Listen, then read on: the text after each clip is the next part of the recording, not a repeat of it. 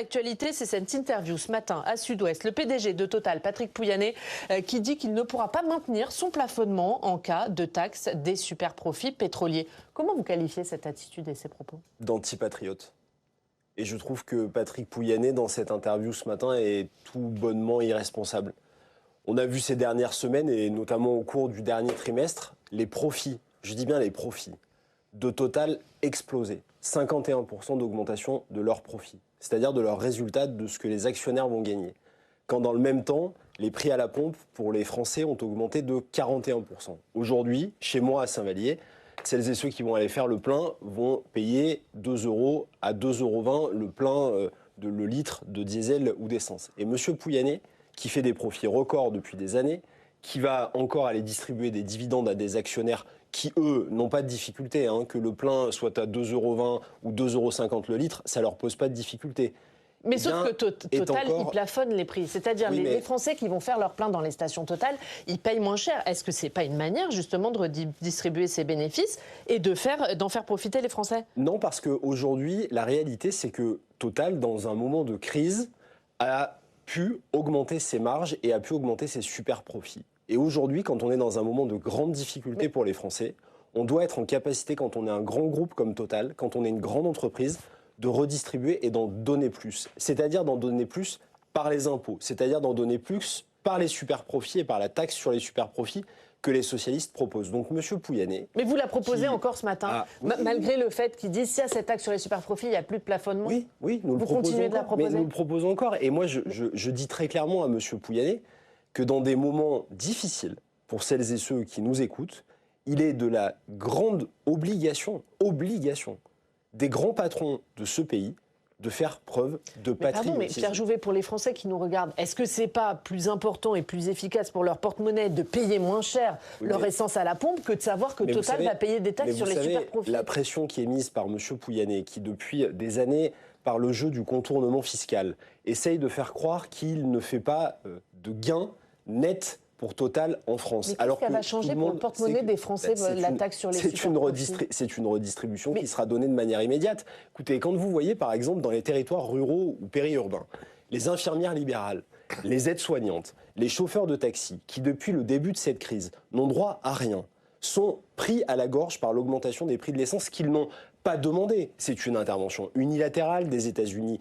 et d'Israël contre l'Iran, qui aujourd'hui bloque 20% du flux pétrolier avec le détroit d'Ormuz et qui a des conséquences extrêmement graves. Quand on entend que les Français, pour 10% d'entre eux, en plus de l'année dernière, ont déjà annoncé qu'ils ne partiraient pas en vacances cet été. Quand on sait qu'aujourd'hui, tout augmente, sauf les salaires. Quand on voit les gens compter au centime près quand ils vont faire les courses, mais écoutez, tout ça n'est plus supportable quand dans le même temps, vous avez des grands dirigeants du CAC 40, comme M. Pouyanné, quand vous avez des actionnaires qui voient leurs marges, leurs profits augmenter, leurs dividendes augmenter d'année en année, et que vous voyez des gens qui ont gagné de plus en plus d'argent ces dernières décennies, qui se sont enrichis, quand la classe moyenne et la classe travailleuse, c'est elle appauvrie. Et vous n'avez pas l'impression de ne pas être patriote, c'est ce que vous reprochez à Patrick Pouyanné, et d'affaiblir une entreprise française avec ces propos? Moi, je ne crois pas que Total soit affaibli par une taxe sur les super profits quand vous avez fait 51% d'augmentation sur vos dividendes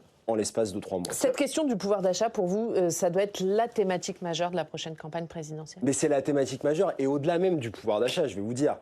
On parle beaucoup de pouvoir d'achat, mais la question, c'est le pouvoir de vivre en vérité. Aujourd'hui, les gens n'en peuvent plus, les gens ne vivent plus, les gens se restreignent surtout. Je le disais, il suffit d'aller dans un supermarché. Moi, je fais mes courses tous les week-ends en famille. Je vois bien quand je vais au supermarché à côté de chez moi, comme les gens sont en très grande difficulté parce que les salaires stagnent et que tout augmente. Le prix de l'énergie a explosé, les prix des logements continuent d'augmenter, le prix à la pompe est devenu insupportable. Tout coûte cher. Et donc, on est dans un moment où, en réalité, on ne prend plus le sujet de l'augmentation des salaires comme un sujet politique. Et on doit prendre ce sujet de l'augmentation des salaires comme un sujet politique. Moi, je considère aujourd'hui que les Français qui gagnent entre le SMIC et jusqu'à 2 000, 2 200 € net par mois sont dans des grandes difficultés pour vivre et que nous devons augmenter les salaires. Comment est-ce qu'il faut augmenter les salaires? Il faut mener un débat sur la table. Les salaires, on sait comment ça se passe. Ce sont des cotisations sociales, des charges patronales, et comment est-ce qu'on arrive à rapprocher le salaire net du salaire brut? Et dans les propositions qui sont faites par le Parti socialiste, qui a présenté son projet il y a quelques semaines, nous disons notamment qu'il faut augmenter le SMIC pour pouvoir tirer tous les salaires vers le haut, lancer ensuite des discussions avec l'ensemble des branches salariales de ce pays pour tirer les salaires vers le haut, amener notamment des allègements de cotisations et de charges pour permettre une augmentation de tous les salaires, notamment sur la classe moyenne qui ne s'en sort plus. On est à 1 an de la présidentielle. Est-ce que ce point que vous abordez, qui est celui du pouvoir d'achat, des salaires, est-ce que c'est la priorité absolue de la gauche socialiste? Ah oui, c'est la priorité absolue de la gauche et du Parti socialiste. Mais je vous le dis encore une fois, c'est la priorité absolue parce qu'il suffit de sortir de nos débats, de nos plateaux télé, parfois dans des polémiques un peu futiles et inutiles, pour voir que les gens ne s'en sortent plus.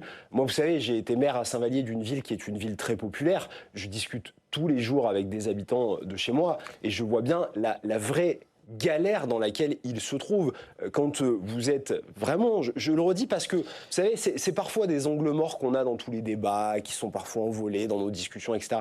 Mais les gens sont au centime près, vous le voyez bien, vous le savez, vous n'êtes pas déconnectés ni l'un ni l'autre. Donc on doit faire ce choc de pouvoir d'achat, ce choc de pouvoir de vivre, et c'est impératif. Parce que sinon, en fait, on crée des effets d'explosion dans le pays. Vous avez des gens qui sont devenus, ces 10 dernières années, notamment avec les cadeaux fiscaux d'Emmanuel Macron, de plus en plus riches. On a vu les 10% des Français les plus riches augmenter leur capacité de salaire, leur capacité de pouvoir d'achat, et dans le même temps, la classe moyenne et la classe travailleuse voir son niveau de vie baisser. Eh bien, dans la 7e puissance mondiale, ce n'est pas possible. Pour revenir une seconde sur la fiscalité et les cadeaux fiscaux que vous évoquez, est-ce que, comme Jean-Luc Mélenchon, vous diriez que Total doit passer à la caisse? Ah oui, je considère que Total doit Ça vous fait un point commun avec Jean-Luc Mélenchon? Oui, mais j'en ai beaucoup des points communs sur le fond avec Jean-Luc Mélenchon, c'est normal, c'est la gauche. Revenons aux priorités du Parti socialiste. Je voudrais qu'on parle des territoires ruraux. Oui. On est à 1 an de la présidentielle. Les territoires ruraux souffrent aussi. Bien sûr. Parler des déplacements, du prix du carburant. Quelle est votre priorité pour les territoires ruraux? Aujourd'hui, je crois qu'on doit reprendre une véritable politique de planification et d'aménagement du territoire dans ce pays qui a été abandonné depuis des décennies. Moi, je peux vous en parler longuement. Je vis dans la Drôme, qui est un territoire rural, et j'habite à Saint-Vallier, qui est une ville dont j'ai été maire de 4500 habitants.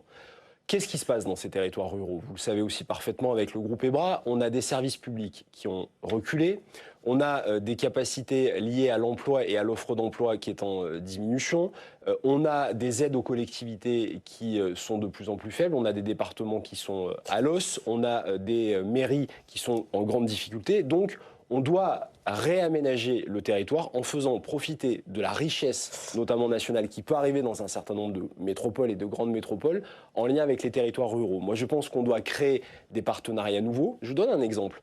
Moi, j'avais une grande difficulté à l'hôpital public à Saint-Vallier, dans la Drôme, qui devait fermer.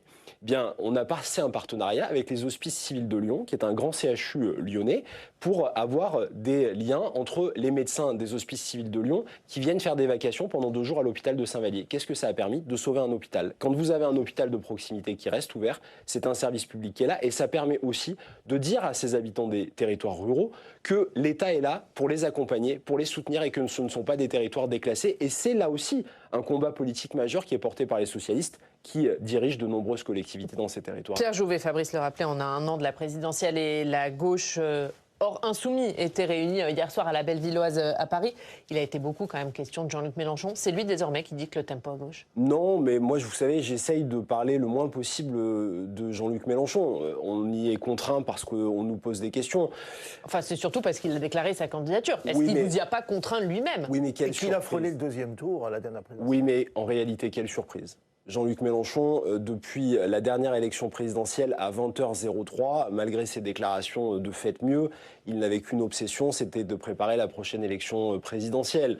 Tout le monde le sait, c'était un secret de polichinelle. Aujourd'hui, ce que je constate, c'est qu'il a voulu accélérer sa déclaration de candidature, sans doute parce qu'il voit bien aussi que le reste de la gauche et des écologistes est en train de travailler et de s'organiser, et qu'il sait très bien une chose, c'est que notre responsabilité, à tous les leaders de la gauche et des écologistes de ce pays, elle est de se rassembler et de proposer aux Françaises et aux Français un candidat commun de la gauche et des écologistes, parce que sinon, ce sera quoi? Ce sera un duel entre la droite et l'extrême droite. La gauche n'aura pas voix au chapitre et c'est des millions de Français qu'on laissera en Sauf que là, il y a un candidat de la gauche désormais. Il s'appelle Jean-Luc Mélenchon. Oui, il y a un candidat et de la vous, gauche vous en êtes en radicale. train à vous organiser, à essayer de trouver un projet, à essayer de trouver un candidat, à essayer même de trouver un mode de désignation. Oui, c'est vrai.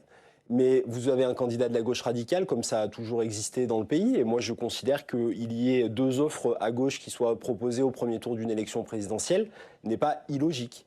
Qu'il y ait plus de 2 offres politiques qui soient proposées à gauche est une erreur funeste qui, dans le moment politique dans lequel nous sommes, quand l'extrême droite cumule des records dans les sondages en cumulé entre le Rassemblement national et Reconquête à plus de 40% dans le pays, quand on voit la progression notamment idéologique, eh bien ce serait une faute politique et majeure pour la gauche et les écologistes de ne pas se rassembler au premier tour de la présidentielle. Donc moi, je me battrai. Mais 2 candidats, compte tenu du paysage politique actuel, d'un Rassemblement national qui est donné très haut, est-ce que c'est pas déjà trop? Comment la gauche, elle arrive au second tour avec 2 candidats? Bien, la gauche, elle arrive au second tour en mettant des idées dans le pays et sur le débat. Aujourd'hui, on est dans un moment où le débat politique est surtout structuré et matricé par des idées, notamment et de droite et d'extrême droite. Parce qu'on ne parle plus suffisamment de nos propositions de fond. Je vous disais tout à l'heure, quand les socialistes ont présenté leur projet, Vivre libre, qui est un projet de 600 propositions qui sont faites, 145 pages, et j'invite nos téléspectateurs à s'en saisir, à regarder, à l'amender aussi, à faire des propositions. Quand on parle de la question du pouvoir d'achat, quand on dit que la question des services publics est prioritaire, quand on propose des mesures sur le logement, quand on dit qu'il va falloir s'adapter à l'intelligence artificielle et que, par exemple, on pourrait repenser la façon de travailler dans nos entreprises et pourquoi pas d'imaginer des nouveaux aménagements du temps de travail. Je crois que ce sont des débats qu'il faut mettre dans la société, qu'aujourd'hui on ne fait pas parce qu'on passe notre temps à se parler entre nous, des questions de la gauche, qui va avec qui fait quoi. Donc aujourd'hui, moi je constate... Oui, mais pardon, mais hier c'est de ça dont vous avez discuté à la Bellevilloise. Mais qu'est-ce qu'il en est sorti? Est-ce que les choses avancent? Oui, les choses avancent pour une raison simple. Moi je constate qu'il y a aujourd'hui Jean-Luc Mélenchon qui avait décidé depuis bien longtemps de se présenter à l'élection présidentielle. C'est son droit, il le fait.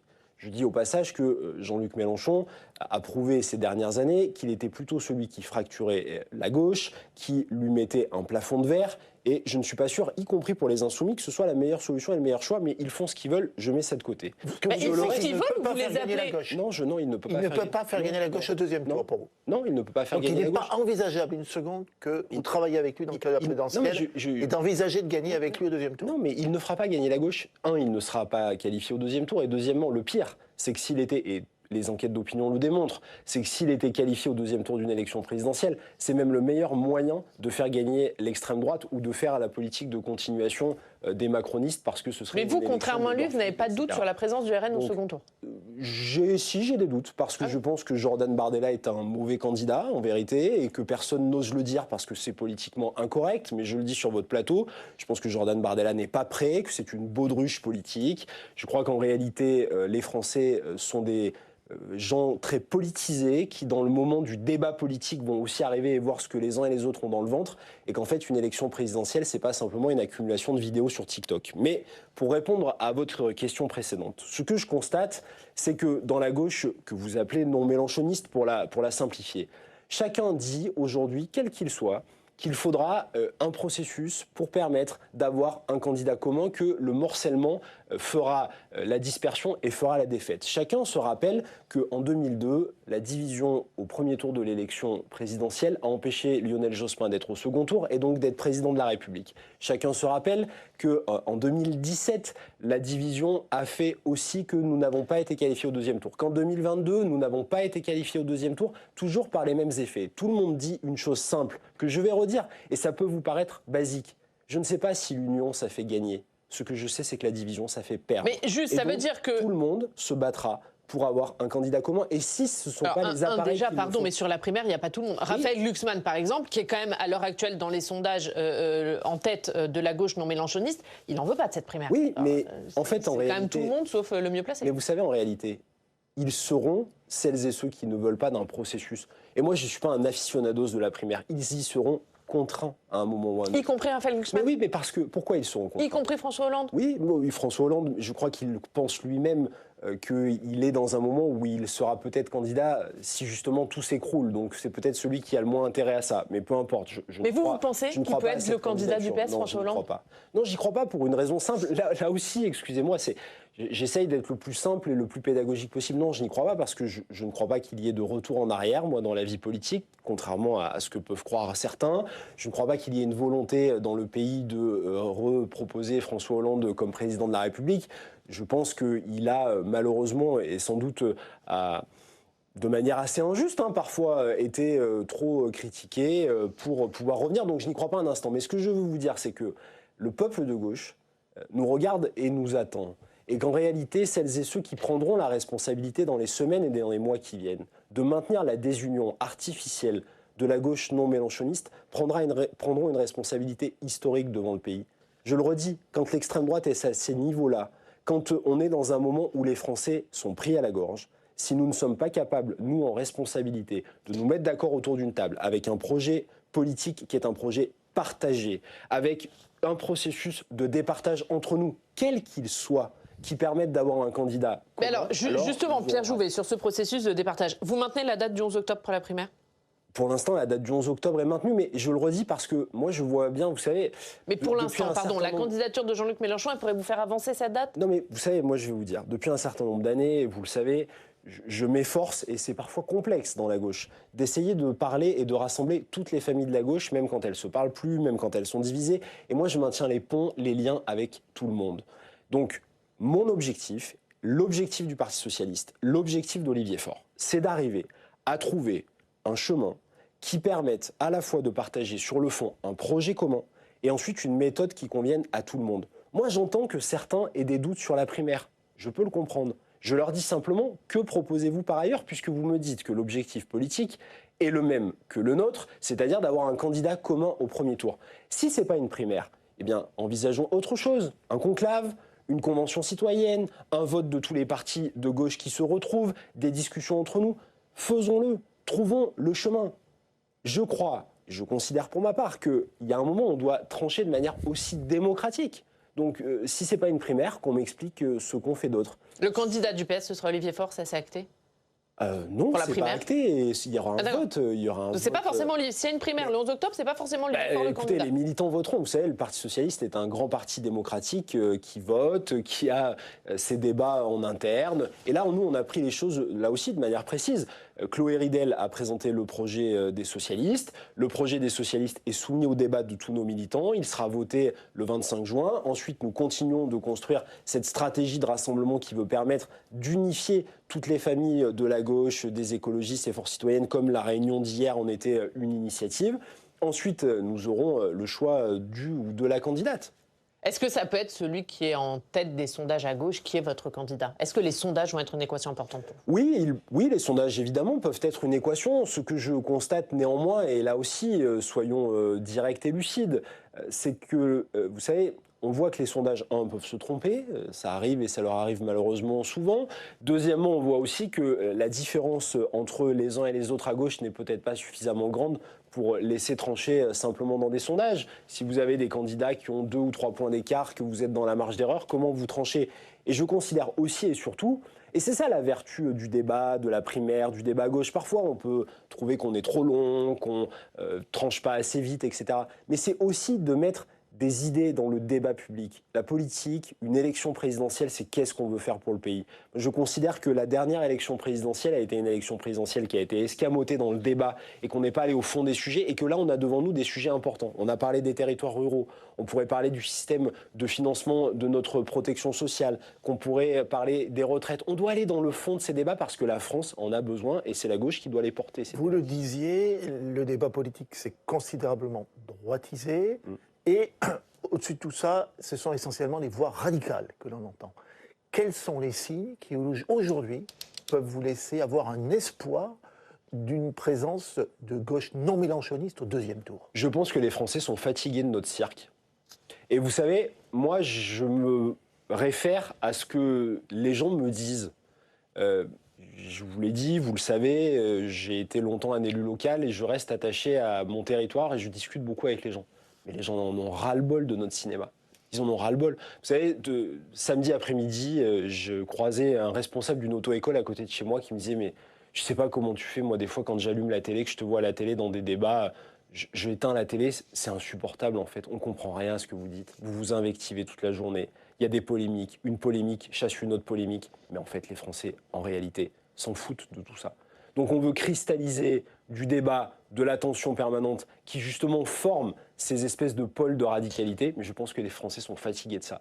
Et ce que veulent les Français, c'est un débat dans le fond sur quel avenir nous leur proposons, quel avenir pour leurs enfants, quel avenir pour la France en Europe, quel avenir pour la France dans le monde. Et moi, c'est ça que je veux qu'on aborde pendant l'année qui arrive. On a compris. Dernière question très rapide. Est-ce que si Jean-Luc Mélenchon a du mal à obtenir les 500 parrainages de maire, le PS l'aidera? Non, je ne crois pas, mais pourquoi aurait-il du mal à les obtenir le Rassemblement national a eu du mal à les obtenir la dernière fois. Puisqu'a priori, il est si fort et si installé dans le pays. On a compris. Merci beaucoup Pierre Jouvet.